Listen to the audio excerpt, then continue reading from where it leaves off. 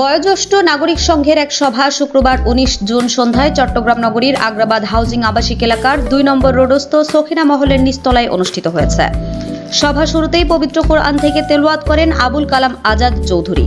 সভায় বক্তারা প্রবীণ নাগরিকদের কল্যাণ, সামাজিক উন্নয়ন ও পারস্পরিক সহযোগিতার বিষয়ে গুরুত্বারোপ করেন। এ সময় বক্তব্য রাখেন শ্যামলী আবাসিক এলাকার সাধারণ সম্পাদক এজিএম শওকত আলী, শান্তিবাগ জনকল্যাণ সমিতির সভাপতি ফখরুদ্দিন আহমেদ, সাধারণ সম্পাদক চৌধুরী হাসান মাহমুদ টিটু, রমনা আবাসিক এলাকার সভাপতি এম এ মান্নান পাটোয়ারি, কর্ণফুলী আবাসিক এলাকার আজাদ উল্লাহ বাবুল এবং আগ্রাবাদ হাউজিং আবাসিক এলাকার সাধারণ সম্পাদক লায়ন কাজী জহিরুল ইসলাম।